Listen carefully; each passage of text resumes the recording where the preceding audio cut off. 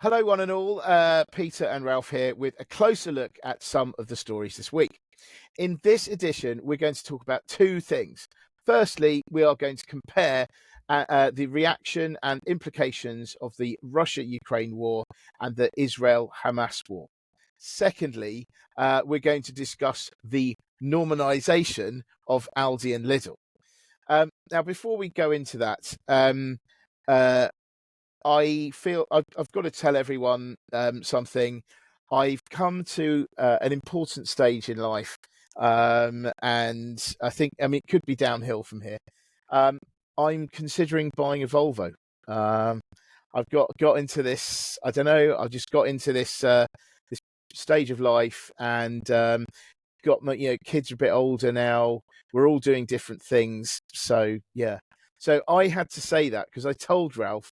And he's threatened to tell everyone on this if I didn't say anything. So I thought I'd better get it in there first. But anyway, there you go. In case you're wondering, why is that guy just randomly talking about what car he might buy? But anyway, yes.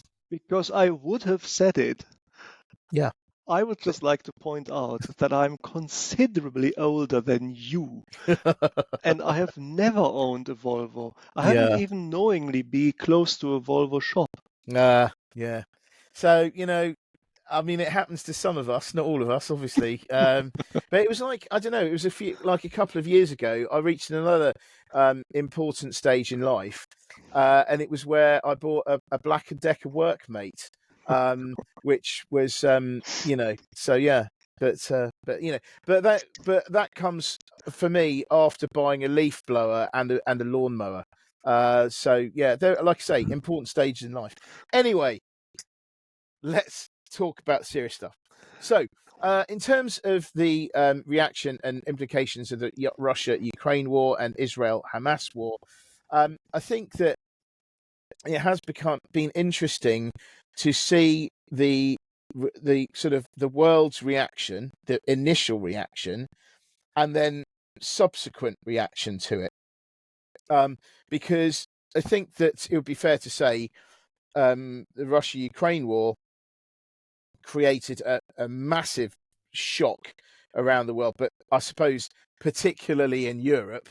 And whereas it feels to me like Israel-Hamas had a big impact initially, but then it seems to have dissipated a bit. But yeah, but then overall, that may well have had a dampening effect of the world's reaction to the ongoing Russia-Ukraine war. So anyway, I thought it'd be interesting to talk about the contrast in the reaction and implications of those two. And Ralph has got a lot of interesting stuff to say about it. Well, I don't know about that, but I'm just fishing for a quote here we are. So Jamie Dimon of JP Morgan has said in response to the developing crisis between in the Middle East, the Israel-Hamas war, he said that, quote, geopolitics is now shaping the future of the world in terms of freedom, democracy, food, energy, and immigration. And so that is echoing something which BlackRock have recently said. And so we thought we are going to just take a pause and taking a little look, like a short look at this, because these general statements coming from various leading fund managers and investment banks in the world have also been accompanied by the risk warning that the world may now slide into a recession. So there might be a global recession on the cards. And we were thinking, well, far from being able to elucidate every aspect of this developing and complicated situation, let's just perhaps take a short look at the potential economic repercussions which are in store as a consequence of the developing Israel-Hamas situation, and which are, of course, ongoing as consequences of the Ukraine-Russia war. And just to remind ourselves, I mean, the Russia-Ukraine situation, famous last words, but it appears to have been and continues to be more incisive in terms of economic terms for the world than perhaps the Israel-Hamas war is going to be. I'm going to have to sort of, embed my words into all kinds of caveats because, of course, we don't know, and geopolitical situations are very difficult to predict. But the reason that I would actually perhaps offer that as a first general comment is this. The Russian economy is led by the export of raw material, of energy in the main. But we have two sources of energy here. One is gas and one is oil. In fact, Russia, I believe, is the third largest oil producer in the world after the United States and Saudi Arabia. So there's clearly a potent force here in the production of global oil. And third, the Ukraine and Russia together are the world's wheat basket. And so we have, in addition, a very important basic ingredients in the making of bread, which is, of course, a staple food diet for most countries. All of this was interrupted and disrupted, not just because Russia chose to weaponize wheat, perhaps 6 months, 8 months into the conflict, but also and importantly because the free world united against Russia in this war and levied material sanctions against Russia.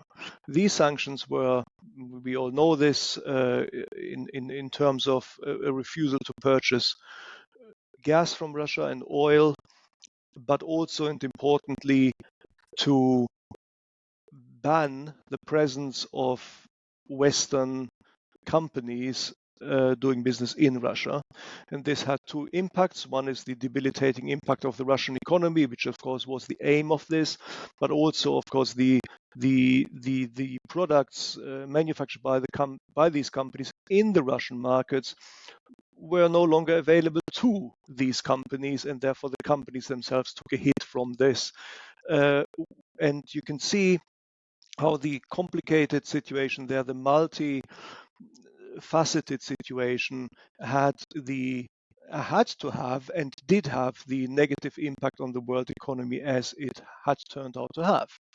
So that's one situation to comment on. Now, if we look at the Israel-Hamas situation, then it perhaps is too simplistic to look at it in this way, but it looks to me as if the main repercussion in terms of the world economy would be a cut in the supply of oil, and therefore commensurately an increase in the oil price. Now, there are surely going to be some other things which I'm overlooking here, but that appears to be the most obvious first victim economically in this geopolitical struggle. Some people have suggested that the oil price might go to $150 per barrel, $150 per barrel. I have no idea where this number comes from. It may just be completely alarmist, but given that we are still in the region of $100 now, that might illustrate the potential adverse impact on industrialized societies from this. So the question then is to ask, how likely is it that we're going to see these type of impacts arising? And as ever, and as we have done before when we're talking about the Russia-Ukraine situation, one needs to delve into this a little bit and look at the geopolitical situation and how it might develop. Now, this is always daunting and is always going to be wrong. And so I'm not going to do this in huge detail, but I just wanted to perhaps make two comments. The first one is that I believe it is easy to see how this struggle, how this war could ripple out and inflame the entire Middle East. Easy this might be, but perhaps a view of this nature, which would suggest that this is inevitable, is perhaps, one hopes, in fact, is hopefully too superficial. So that would be the second comment. So back to the first. The easy things we can all see, but I just basically repeat what everybody already knows. We have a impossibly difficult situation for Israel here, who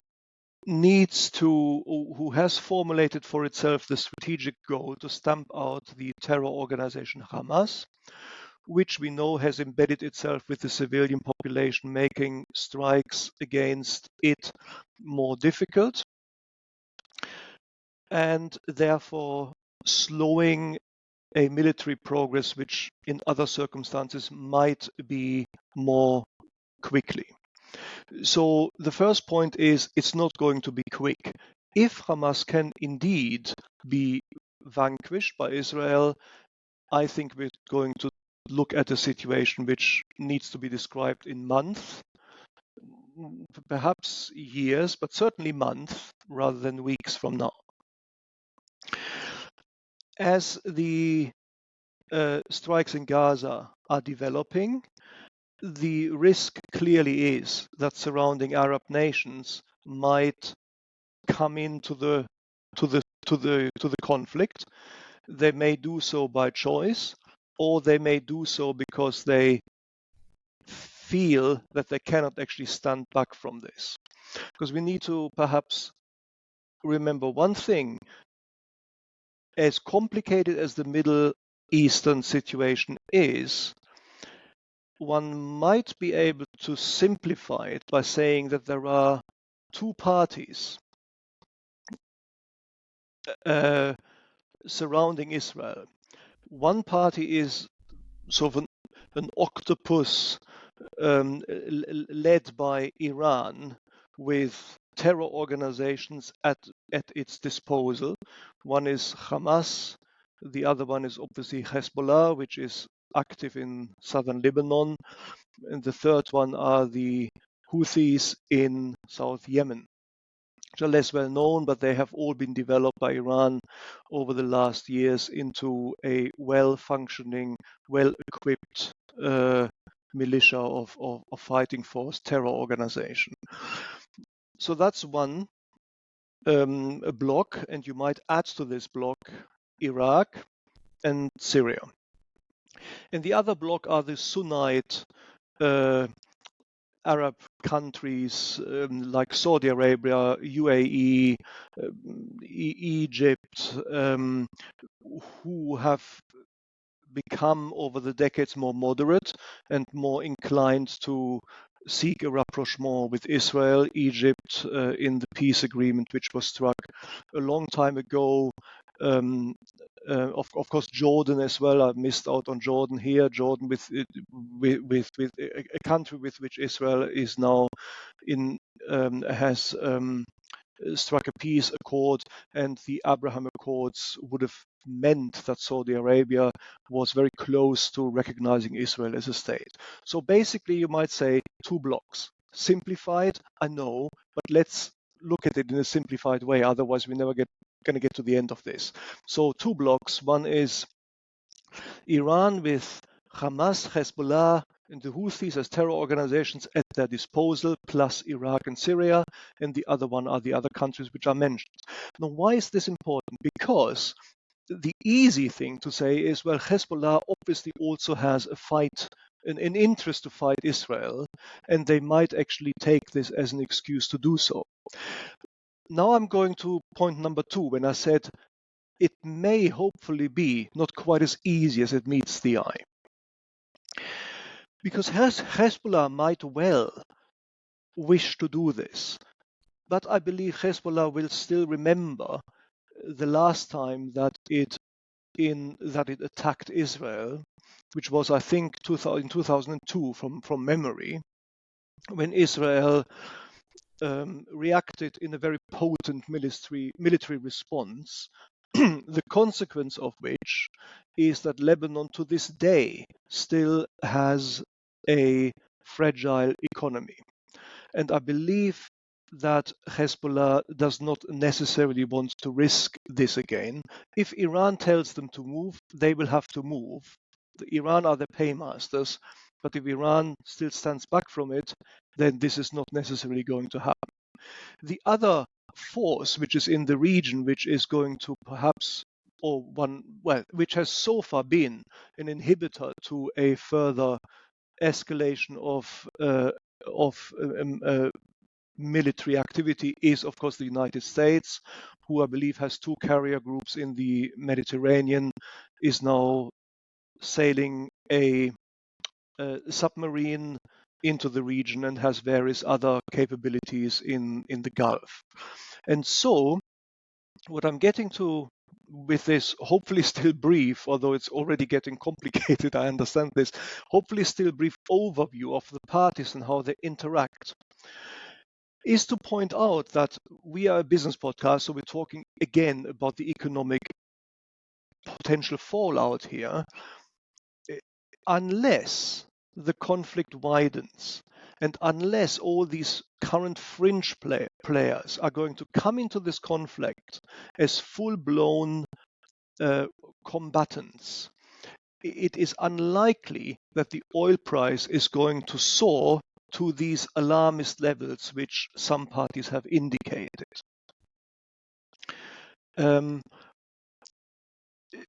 If you look at the oil-producing countries in the region, then Saudi Arabia is by far the biggest. They are the second largest oil producer in the world, and they are the largest in the Middle East, at around 12 million barrels per day.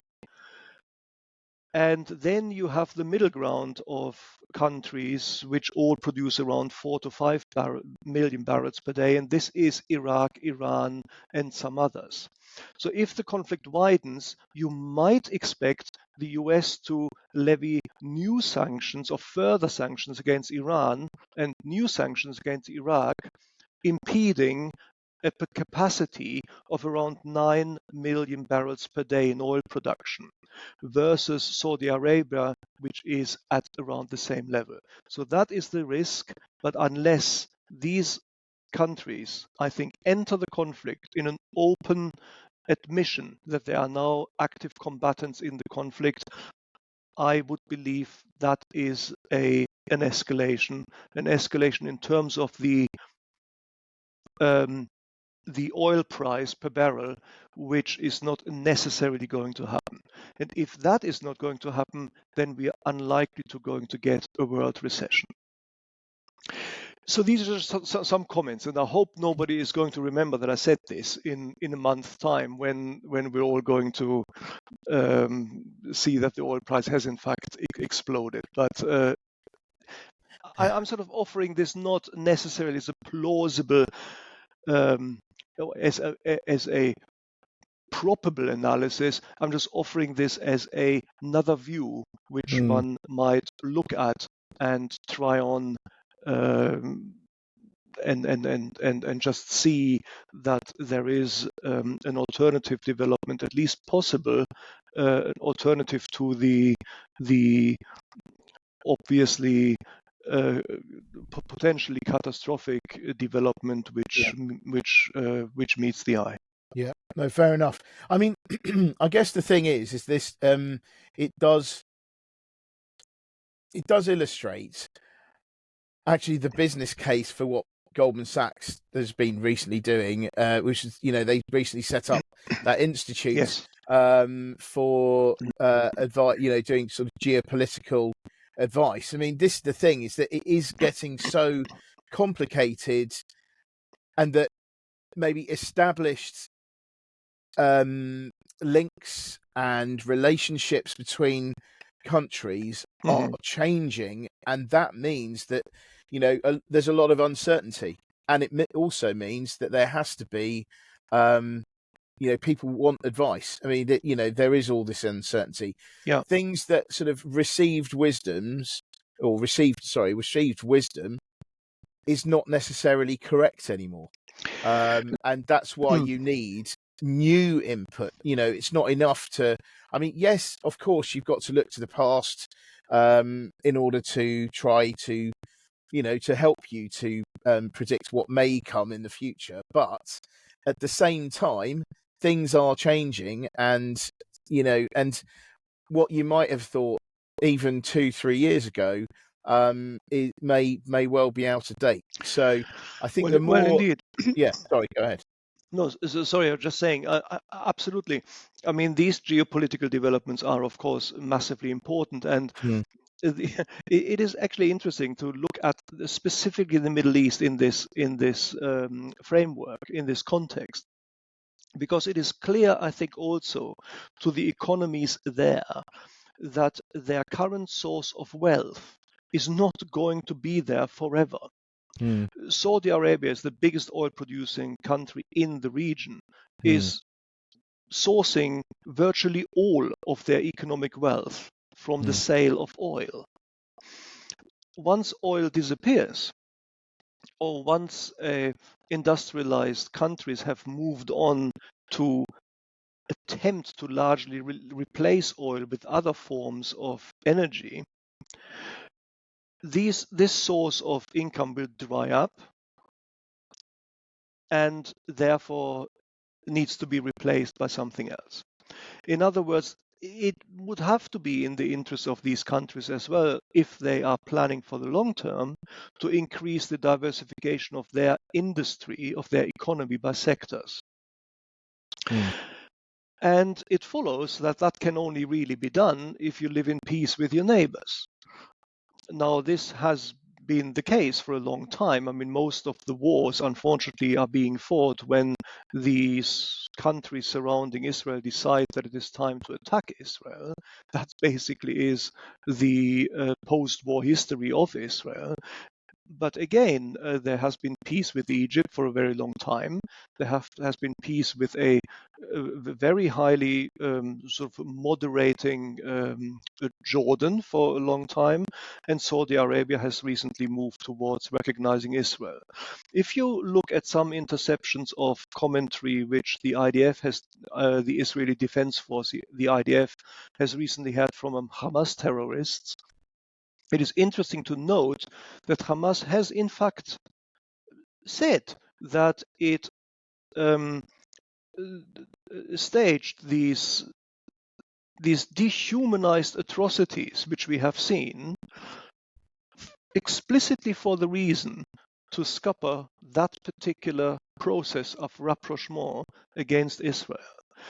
And so, in other words, if that is their clear and now documented intention, then at least it is possible that after the time that Israel decides that it has contained the threat to a sufficient level from Hamas, the ongoing rapprochement might actually be restarted, and that would be my hope, because for the reason that Hamas explicitly and clearly has said that its attack was for the reason of scuppering the peace process. And so mm, all these intertwined elements of self-interest, should one hope, mm, weigh the scales on the mm, side of productive, peaceful coexistence, at least between nation states, at least between the Sunnite nation states, which hopefully then would outweigh the more where the ideological interests which are domiciled in Iran and its various yeah, helper organizations. yeah, absolutely. So there we go. I mean, I think that the obviously this is going to continue. Obviously this looks like this is going to continue for quite some time. That's what we think at the moment, or mate, that's what Ralph. Obviously, that's brilliant, Ralph. To hear to hear all that. So we're going to move on to the second topic of conversation, which is a bit lighter in content, and I call that the normalisation of Aldi and Lidl.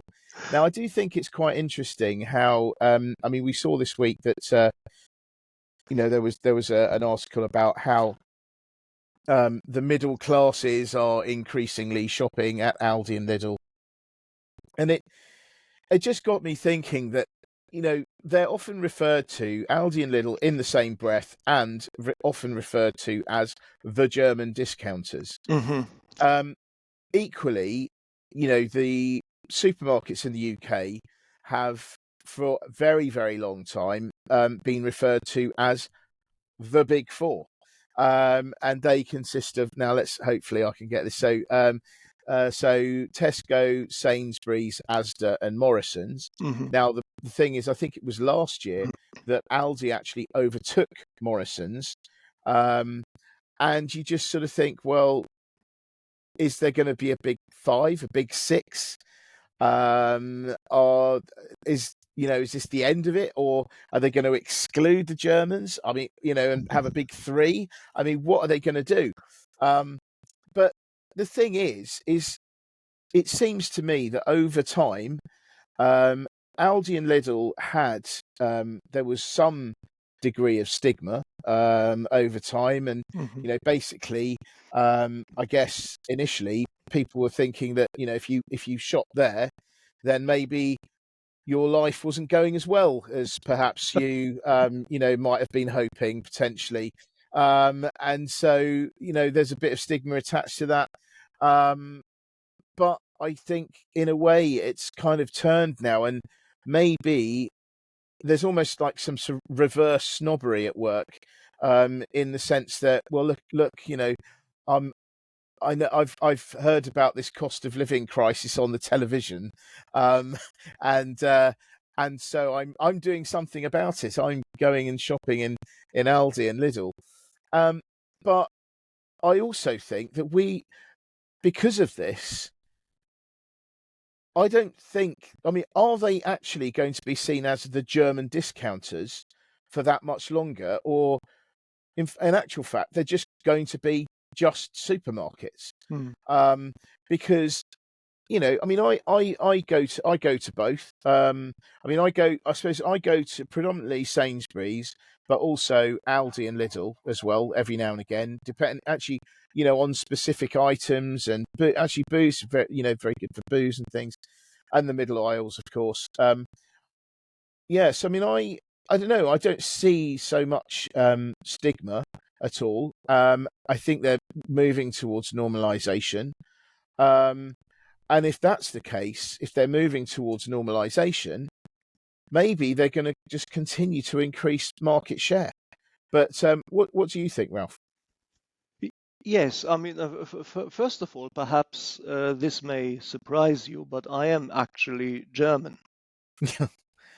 Yeah, I must say I thought French, perhaps. But yeah, Yeah, cool. yeah. Um, and not only that, I was also born in the Ruhr Valley in Mhm. Germany, and the Ruhr Valley is basically working class country. It's the working class region. We're talking steel workers and etc. And this used to be the traditional home of German in the Wirtschaftswunder after the Second World War. That is where the coal industry was, and this was one of the engines of the economic miracle, so described. Mm. Anyway, the reason I say that is because we, of course, had Aldi and not so much Lidl. I think that came later, but Aldi certainly was a staple diet of my environment. And my mum basically said to me, I'm not going to be seen dead in Aldi, because she was a farmer's daughter from the north of Germany, and my grandparents ran a working farm, and so they were all about produce and local produce, etc. And so my mum was definitely snobbish there. And so whenever I went into an Aldi Supermarkt, let me be German here for a moment. Mm.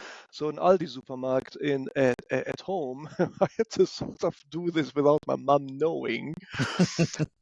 And I must say, I mean, it didn't really present very well. I mean, they still had the cardboard boxes where they got the stuff delivered. They were just basically chucked into the aisles, and it all looked very down market indeed. Now, these times have completely passed. I mean, I don't know what they look like in Germany, but Yeah. in England, these are, as you say, these are just supermarkets. They look Mm. perfectly, they look fantastic. I mean, they're airy, they have the various items on display, on separate display desks, etc. Yeah. I mean, it looks actually I mean, they're not very I inviting. would say they're not super airy.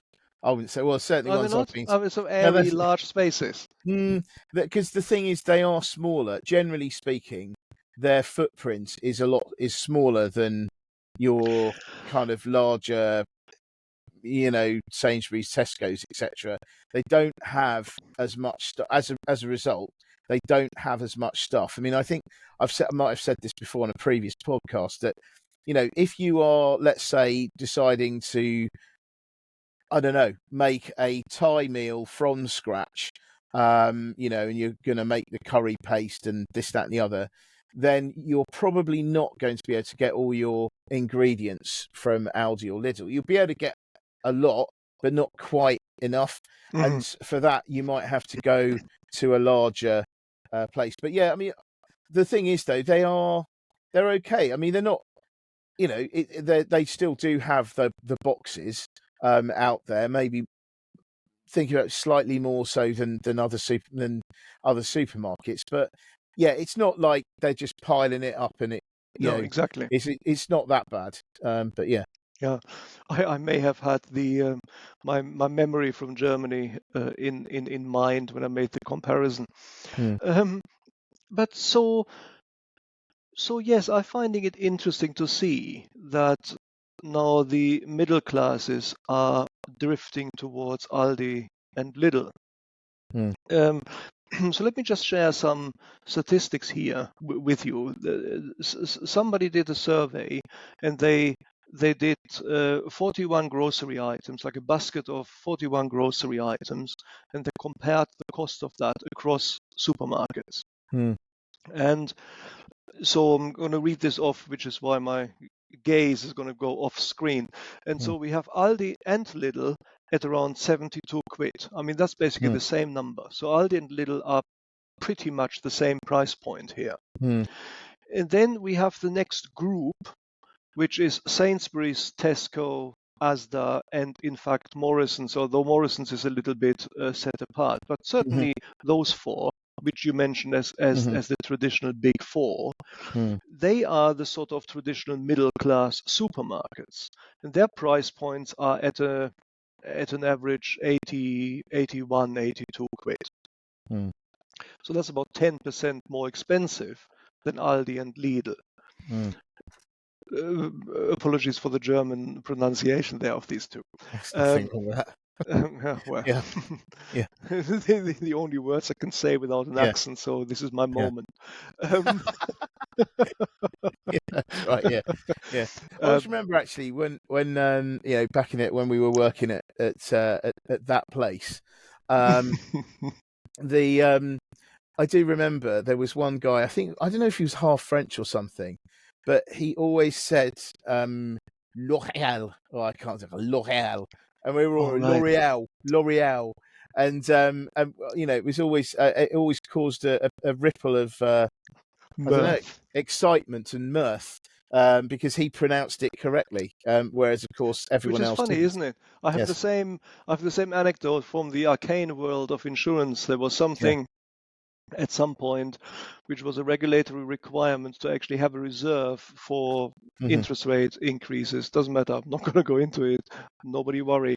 But the thing was called. It was a German regulation. So the thing was called Zinszusatzreserve. Nice. And of course, I mean, you can only possibly pronounce this if you've trained yourself in Germany as a native speaker for decades to pronounce such a word. Yeah. And of course, I know nobody was going to be able to pronounce this. And so I said, the Zinszusatzreserve, sort of forced people to say it. And Nice. they would say something like Zins, Yeah. sounding Nice. decidedly inebriated. Excellent. Splendid. Back to the supermarket. Yes. So we have the situation that Aldi and Lidl at the bottom of the pack here with 72 quid in the basket. Then the grade 4 at a price point of 82, which is 10% higher. And then leading the pack is Ocado and Waitrose. And one presumes Marks and Spencer as well, but they're not here on my list. And Ocado and Waitrose come in at Ocado at 88, Waitrose is 92, let's call that 90. And so we have another 10% distance there. So I don't think it's overly simplifying. If I just basically analyze the supermarket sector in the UK from a price point of view, of saying that it consists of three groups. One is the traditional discounter group.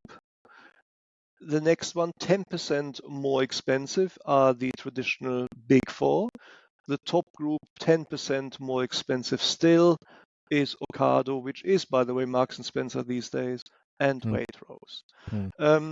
And it is now interesting to see that the middle classes, I mean, that's the news flow we're having here, that the middle classes are drifting towards Aldi and Lidl.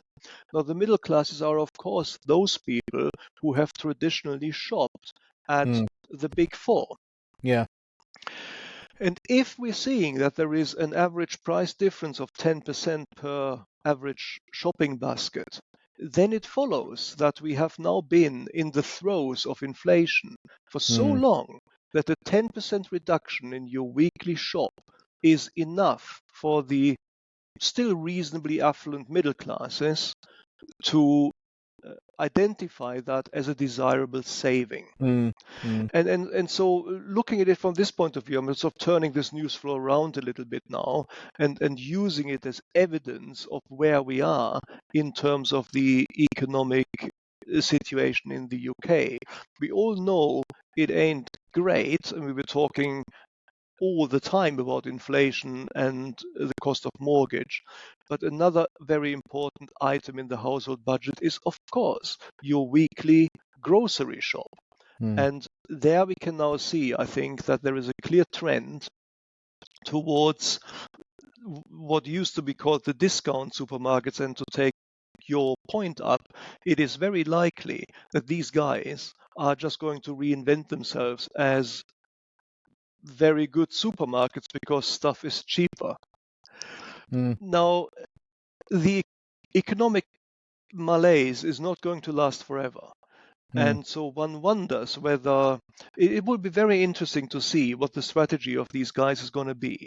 I mean, if indeed we can see that they are now attracting customers which are traditionally more at home in the big four, it will be interesting to see whether they can retain these customers when the grocery shop bill comes down with inflation, and whether they are able to use this particular time in the economic cycle as an so-called like an entry point into a more established ranking of supermarkets and lose that particular attribute of being the discounters.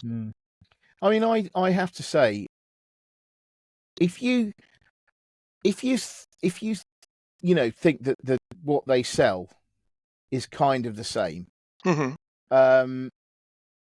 I mean, okay, the main difference between, as I've said before, is between, for me, in terms of shopping at Aldi and Lidl versus the others, is that the others generally bigger, therefore have more stuff. Therefore, you can do everything in one shop. I think if you are trying to be economical, it may mean that you go to Aldi or Lidl first to get the stuff off your shopping list, and then go to one of the others to get the stuff you couldn't get.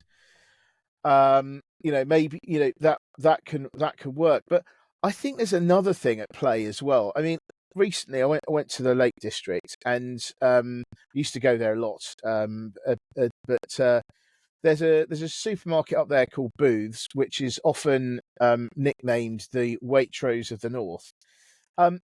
Those booths are not big. They are not big.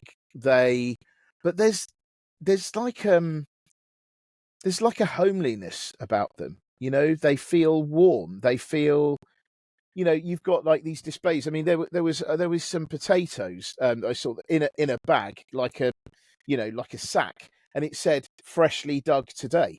You know, and you know, you went to the deli counter and it was like local farm produce or something.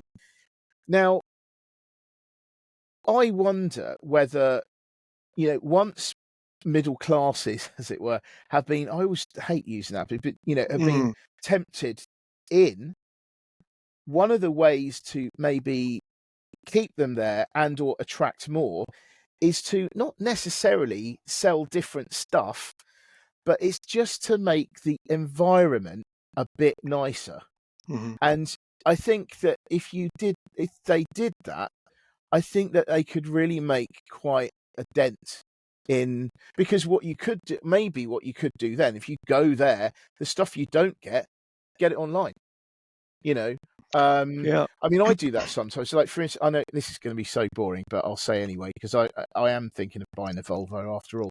The is that you know, like I like, you know, Japanese curry, right? So katsu curry, and generally speaking, in Japan, you know, when you make it at home, you use curry blocks, right? So you get them. It looks like a massive chocolate bar. Mm-hmm. You break off the bits and you put in. You know, you could put, yeah, you put the hot water in. I mean, I do various extra bits and pieces as well, you know. But actually, you know, you need Japanese curry powder, and it's different from Indian curry powder, for instance. So, but you can't get that anywhere. You know, so I just got it on Amazon. So, Mm-hmm. like I say, for instance, if I suppose you have to be a bit more organized, but you know, you go to do you could get all the things that you know that you can't get at Aldi and Lidl, and that you get the stuff that you do know, you get them there anyway. So Yeah. I don't know. I mean, I think the way forward for them is to improve the environment, and I think if they just do that, which will cost money, but it will last. If they improve that, I think that they'll be able to hang on to the customers that have been tempted in. I reckon that they need it. I think they should do that. Yeah. Well, it's very interesting to see where this is going to go. But your point about getting your staple diets at Aldi, Lidl, Mm, and then just basically buying the rest from Amazon, that makes some sense because obviously also there's a time expense here. mm, I mean, you have to physically go to the supermarket, and then whatever you don't find there, mm, well, you'd have to go physically to some other supermarket. I mean, how much mm, time do you have? So mm. if you then supplant that from online, and it can't be Ocado because obviously Ocado only works with Marks and Spencer, and Mm, you need to be a client. And mm. so Amazon, is it still called Amazon Fresh or Amazon Groceries or Yeah, I something? mean, they do. Yeah, I mean, but they have agreements with Yeah. various. In fact, I think they were talking to Waitrose recently as well. Actually, funnily enough, but yeah. But of course, also what you can do is you can go to the Harrods food halls Of course, there's that. Can you where just you, imagine that though? That's your weekly shop. You say, well, I do half of it at Aldi, but then the other half that I yes, don't get, I actually go to. I always find that Harrods Food Hall has everything I need. exactly. I mean, what I didn't find my Cointreau infused goose liver pate at Aldi this day Yeah, today. They were out for some reason, so I got to the Harrods food halls and got it there. yeah, nice, good.